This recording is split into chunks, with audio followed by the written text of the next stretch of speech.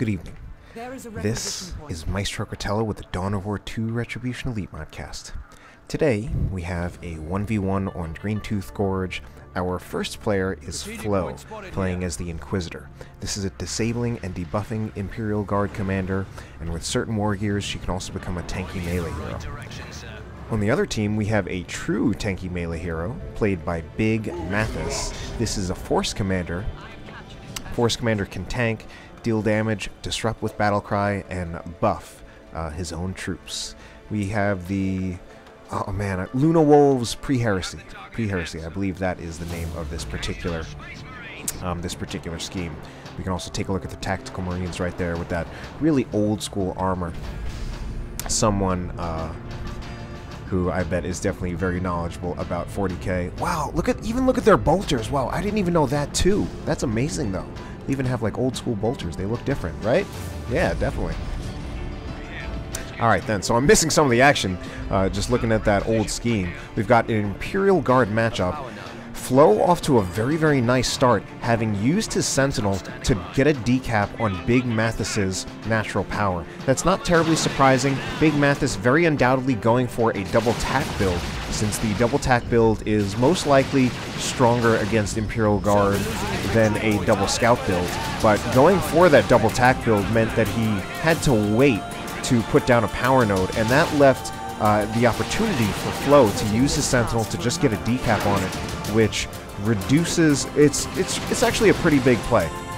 First of all, it reduces Mathis's existing power income. Secondly, it also means that Mathis will take even more time to cap it back before he can actually node it up again. So this is a lot of time when Mathis really isn't getting much power income. Flo, meanwhile, his power income actually appears to be not that much better, in part because he decided to put a third guardsman squad out on the field, in addition to a sentinel and a sergeant on his first guard squad. So he could have put down some generators earlier.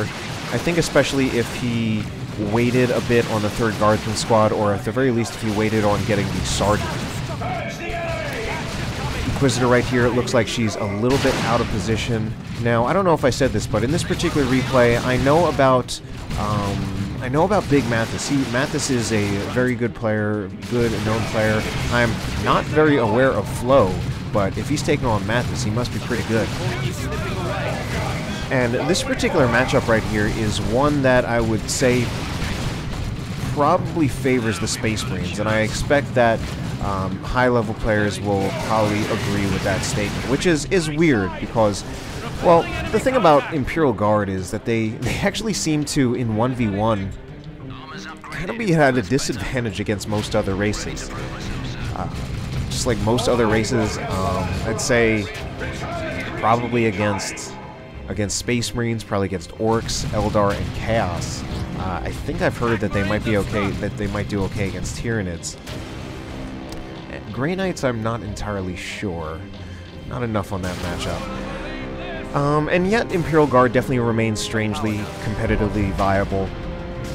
Imperial Guard players have won tournaments with Imperial Guard, which, as much as people might say like the matchups are tough, like if players are still going to win tournaments with Imperial Guard, I think that still says a lot about the viability of Imperial Guard as a race.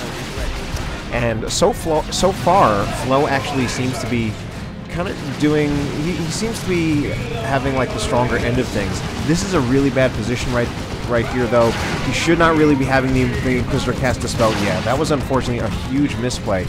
Already, pretty much as soon as he saw the Inquisitor in the firing arc of that Devastator, he probably should have just retreated the Inquisitor as soon as he saw the Inquisitor in that firing arc. I thought he was actually going to attempt to tie up the Devastator with the Inquisitor, which, even then, I wasn't sure he was actually going to be able to do that. It looked like he might have been stopped a little short, and what he ended up doing was tying up the tacks.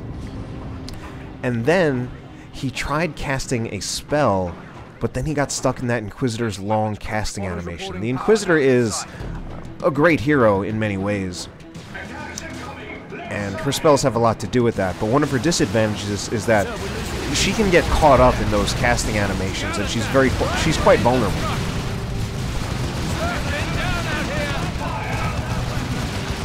Alright, things actually not quite looking good for either player right here. Mathis possibly leading tack models.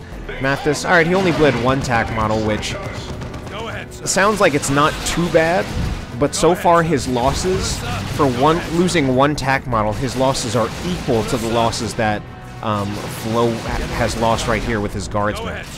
In fact, if anything, Mathis actually lost more requisition on that single tack model than Flo lost on both of these guardsman squads combined. It will cost less requisition to replace all of these guardsmen than it will to cost to replace that single tack model. And that really is like a double-edged sword as far as the the tack models. It's often cited more as an advantage that the tacks they won't bleed because their models are so tough. They have heavy infantry armor that you should be able to prevent model losses. And when you play well, in a way, that's true. But when you do actually lose models, those models are so much more expensive. And I believe now, like previously in a previous patch, you needed to lose 8 guardsman models just to equal the loss of a single tack squad. Now I think you need to lose even more than that, because there was a change relatively recently where guardsmen were reduced a bit in cost. I believe they used to cost 230 requisition to purchase out of the gate, and then they were 19 requisition to reinforce. But now they are 210 requisition to get out of the gate, and consequently 17 to reinforce. Sentinel is in a very bad position, needs to be moved back. That will be some nice... Oh, that wasn't disruption. That was the smoke grenade, which still seems to be having a pretty solid effect, preventing the tacks from firing. Tacks actually taking a lot of damage, so that actually was a pretty nice use of the smoke grenade. And at that point, this particular squad of tacks choosing to force melee, but it's in a tough situation. This guardsman squad, though, needs to retreat, or it will go down. And, I mean, unfortunately, with the way Mathis is playing right here, he's going to lose a tack squad. He might actually lose this tack squad. Will he lose it? Alright, he doesn't lose the entire squad, but that was a very, very close call. Can the Inquisitor get another model here? But Mathis just lost 2 tack squads. We have an edge for now. Luckily for Mathis, he was able to take out the Sentinel, so Flo, unfortunately, really just pushing his luck a little too much with the Sentinel. We also have a lost Scout model as well, and those lost Scout models cost 35 requisition to reinforce. Compare that to the Guardsmen are going to get, right now, with Sergeants, they will get 2 Guardsman models for 17 requisition. Now again, it really is up to the Space Marine player to control their model losses. That's something you really need to control, especially the tack model losses. I mean, the Scouts, it's a little bit tougher. You really need to like limit how much you actually use them in combat and use them very wisely to not lose models. But the tacks, that's even more so, since it's much easier to preserve the tack models than the Scout models. Unfortunately, Mathis, I feel, has not really done a great job of preserving his models in a way that's really going to allow him to, that really should allow him to keep up or even gain the advantage economically. Flo, now with that push, Flo unfortunately did not actually achieve much. If anything, I would say Flo lost more in that push than he really gained. I mean, I guess the best thing is all those tack models he killed. But he didn't get any generators, despite having a flamer unit. And I wonder, it looks like his generators were bashing slowly. I wonder if maybe he was trying to attack ground and didn't really have a good attack spot. Sometimes what I prefer to do instead is to just queue up the generators, like have it queued up so that they are ordered to bash all of the generators consecutively. Now that is technically less efficient than attacking ground and destroying multiple generators at once, although it can be more efficient. It's nice for micro purposes, where at that point, once they start, I can actually just let them forget. Snipers going after the artillery spotters, so we have double sniper scouts now. So we actually do have the double scout build, and we have double sniper scouts. The uses for sniper scouts have been opened up quite a bit in this matchup compared to their previous, I guess, incarnation, when they used to do roughly twice as much damage per shot as they do now. Now they do half as much damage, but fire twice as often. And those might not be completely exact figures, but that's the general idea.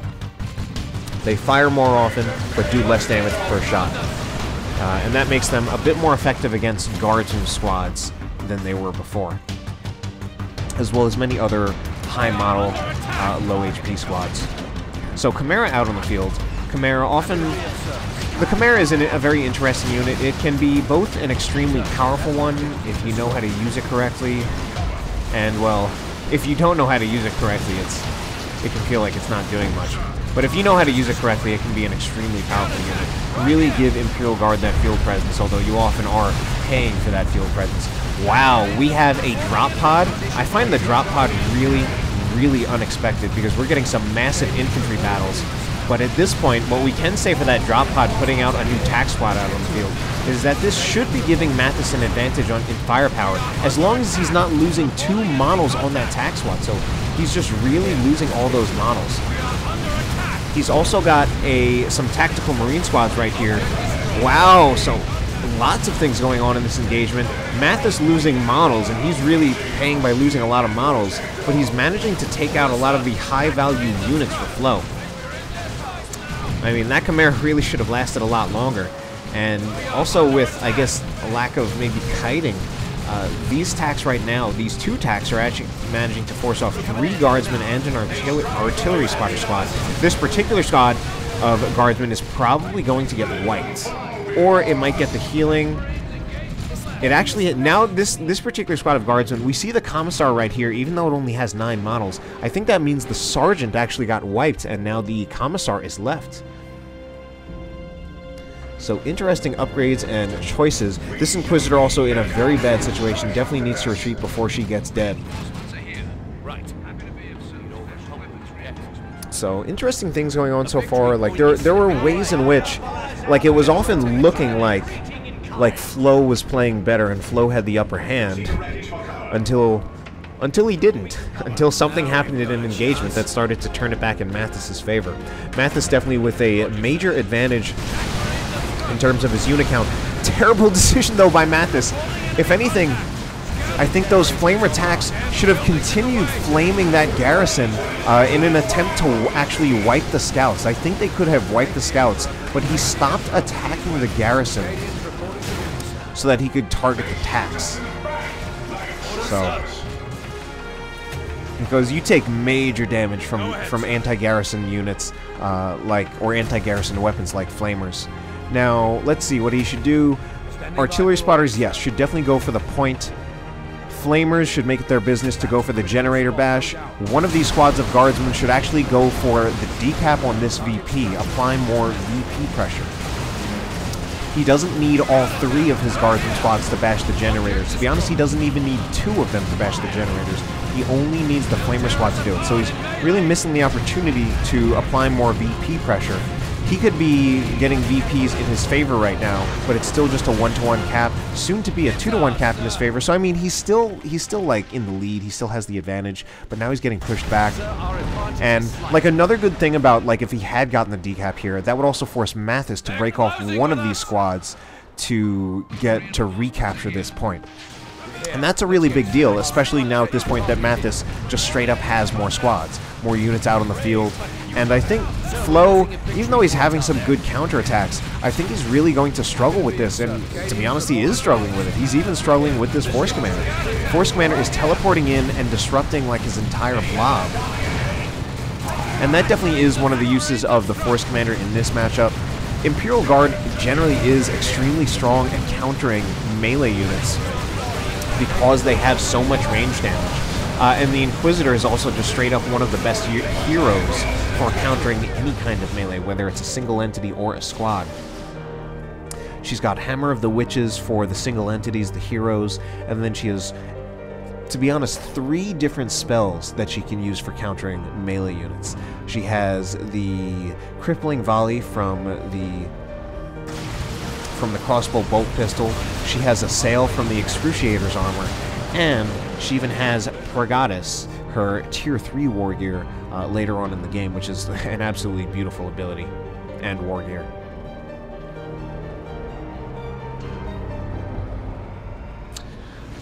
So, I mean, in spite of everything, Flo does manage to counterattack. He does manage to push Mathis back. He's really lacking for units, though, and he's actually going to tier 3. Now, this is interesting. It's contrary to what's generally said about Imperial Guard in just in 1v1, as well as contrary to what I personally think right now, based on the way this game is going, with Mathis already having the bigger army. Since he's committing a lot of time to a period when he will not be able to put out any new units out on the field. He's also making a very big resource commitment that he could use to get another unit out on the field. Now, what unit that should be, like out of the tier 2 units, is tough to say, to be honest. He already lost his Chimera, so his Chimera play might have a little bit of trouble with that. That looks like a rocket run, and how is that rocket run going to do? The rocket run is a very, very powerful nuke. Did manage to take out at least 2 TAC models. If he had any kind of support right here, he could definitely finish off this entire squad. Yeah, I mean, he said no wipes, and to be honest, I wasn't expecting wipes against TACs, because the rocket run is great for how reliable of a nuke it is. It's arguably the best nuke because it is so reliable. Like, pretty much as long as you target it right, your opponent really has no way of escaping. And you can target it right without having to use like anything else in addition to it. Like, for example, like Eldar might try to use like Warp Throw into an Eldritch Storm. Something like that. Some kind of setup. You don't even need a setup for the rocket run. It is its own setup. You just use it. And again, as long as you target it right, it's going to hit, and your opponent really can't do anything about it. Pretty much the main thing that keeps the rocket run in check is that it doesn't have destructive power on the level of the rocks in the Eldritch Storm. But it is still good enough to wipe a lot of the weaker squads or wounded squads. It's also very, very good on retreat, because again, it's pretty much inescapable. Another TAC squad? Wow, he's just going all-out infantry. Really wasn't expecting that again. But I don't know, maybe it's the right choice. Or, well, I don't know. Like, if he got a vehicle, right now Flo would have no answer to a vehicle whatsoever. So Inquisitor's still down. I mean, I guess with this, literally this blob of Marines, like, it can be a little tough for Flo to deal with it. Like, I guess what he's really going to need is make sure he targets like one squad at a time and focus a squad and really bleed those models. But it's tough for him because he has to deal with a Force Commander in his face. So it's kind of blob against blob at this point, with Mathis actually taking the advantage. Even the Castricans are getting shot down. Castricans do have a plasma gun, and Castricans are definitely a majorly powerful squad. They can definitely potentially be an answer to the TACs. One TAC squad, wow, I love that heavy mortar cannon. And you know, I never realized there was a sound effect for the artillery spotters, and that must be because he's gotten the tier 3 upgrade for the artillery spotters. There are two, you can upgrade the artillery spotters at each tier. I've actually both never seen and never upgraded myself to the tier 3 upgrade for the artillery spotters. And this must be it right here, and that must be why it has a sound effect. Whereas when you don't have that tier 3 upgrade, it doesn't have a sound effect. And each upgrade increases its damage, and the tier 2 upgrade also gives you the incendiary barrage. We're gonna have the Force Commander again. Is he going to disrupt? Special attack, oh my god, that is hurting. But there is that Per Goddess. And I think that's also, wow, that's actually going to save one of Flo's squads. I think one of Flo's squads was definitely going to die from the Force Commander. As it is, he lost one of the other ones, and he's just falling apart right here. Things have actually been quite terrible for him, and this actually looks Actually, you know, I mean, in spite of what I thought, seems like Mathis's decision to get a lot of attacks is serving him rather well. And he can also get missile launchers. He's got 2 missile launchers so far, and that's also going to shut down a lot of anti-vehicle choices from Flo. I mean, with only 2 of them, something like a Lehman Russ would still be a viable choice, although Mathis can always just get more on his tactical marines. On his other attacks, that is.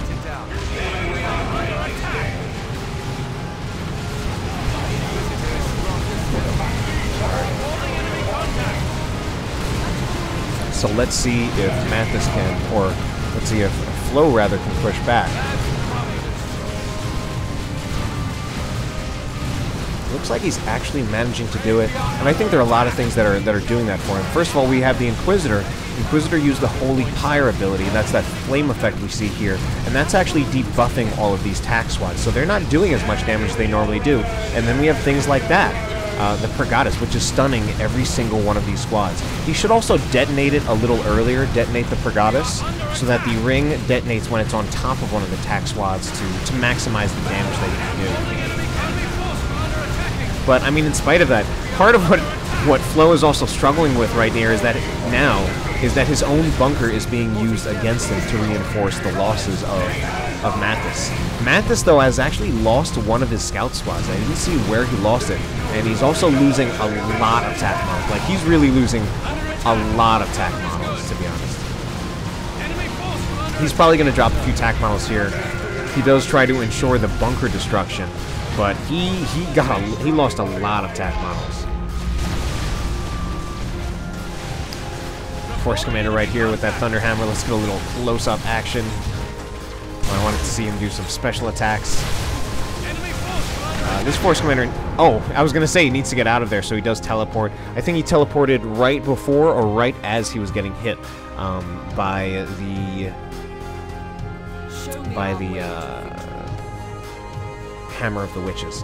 Now, I think what Mathis probably could have done better there, he was really putting on the pressure on Flo, but I think it would have been good for him if he had sent one of his scout squad over here to get the decap to apply more VP pressure, because now Flo actually seems to be coming back from that. Flo is coming back in part because he inflicted so many model losses on Mathis that now Mathis is coming out, and he's replaced most of his models, but Mathis is not looking too strong economically. And the VPs, although they're now in Mathis's favor, and for most of the game they weren't, the VPs are still not really like that bad. They're not really significantly in favor of Mathis. He is, however, going to get a decap with his scouts. And I wanted to take a closer look at his scouts, since it looks like his scouts, yeah, they do have that old school bolter with the magazine moved a little further up. How about the Stern Guard veterans? Even they have the old school bolters, and they look quite a bit different than the Stern Guard veterans that we would expect to see from many of the other chapters. But I mean, that just goes to show you how cool this scheme is, this particular, which is of course exclusive to the Elite mod. I even want to take a look at the Chainsword model. Well, I mean, he doesn't actually look that much different. I actually wish Mathis would buy some more units just so we could get a look at the variety of what this particular Elite scheme has to offer. Force Commander yet again just tying in, teleporting in, tying up things.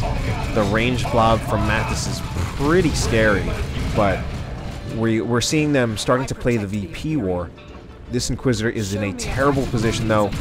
She is going to go down. Like, I'm calling it right now. Yeah, that was not a good Per Kiilstofte, and she's going to go down already.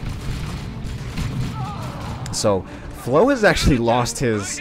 He's lost his Inquisitor quite a few times. So Flo is now in Tier 3. He actually has gotten 2 squads of Castricans. We're not seeing... It's weird. This game is very, very weird. Mathis is a high-level player, and, I mean, Flo must be pretty good to, like, be challenging him.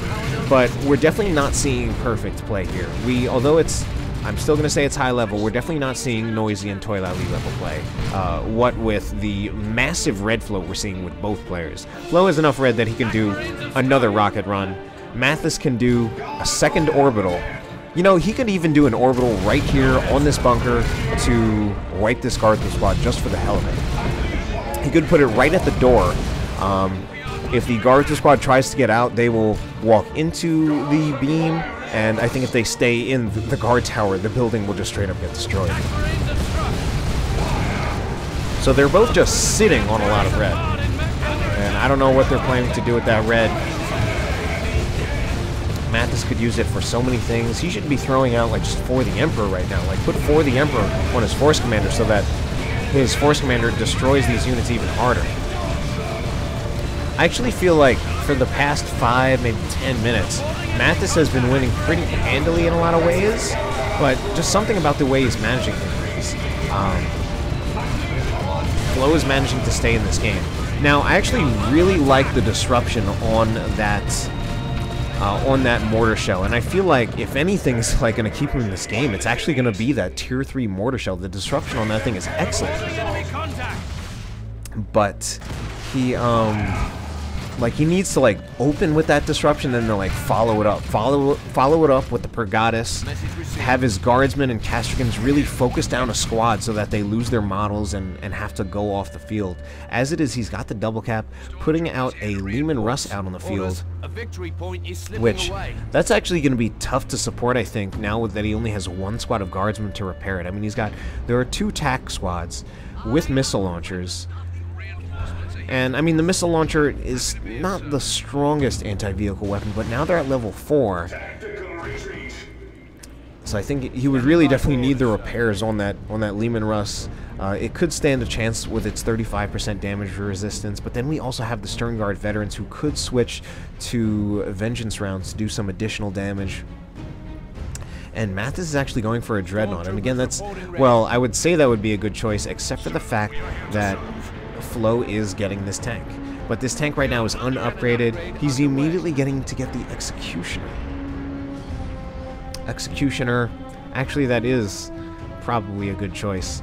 Although it also runs the risk of being a short-range tank, so it's going to have to get closer to those missile attacks. But it should do more damage as an Executioner, Lehman Russ, with that plasma cannon damage. Since the plasma cannon damage will actually do bonus damage. But either way, this is a rather interesting, if not ridiculous, game so far, and VPs are totally even, with Flo actually soon to threaten the triple cap. Now this is actually very, very smart, getting the Inquisitorial Mandate, because he's lost that Inquisitor so many times. Oh, that's actually a very nice rocket run, and I think he actually does he did wipe out a tac squad in that particular rocket run, so finally he does get a good rocket run. And if Mathis is not paying attention, he's going to lose the Stern Guard veterans as well.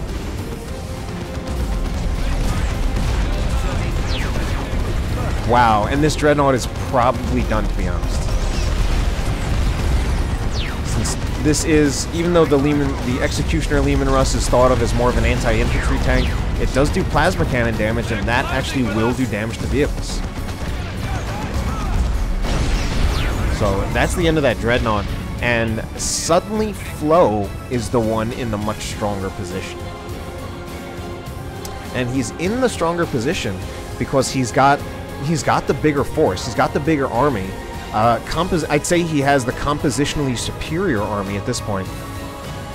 He might be running a little bit low on power to reinforce his Castricans, but as long as he can put the Castricans out on the field, they should be able to adequately threaten these tactical marines, especially with support of the Lehman Russ. And the Lehman Russ, even though it has less range than the normal tank, that range still appears to be pretty much comparable with tactical marines, and that Lehman Russ is actually really destroying that lead tac squad with the missile launcher, and Mathis just straight up dropping his micro at this point, and looking like he's going to lose this game.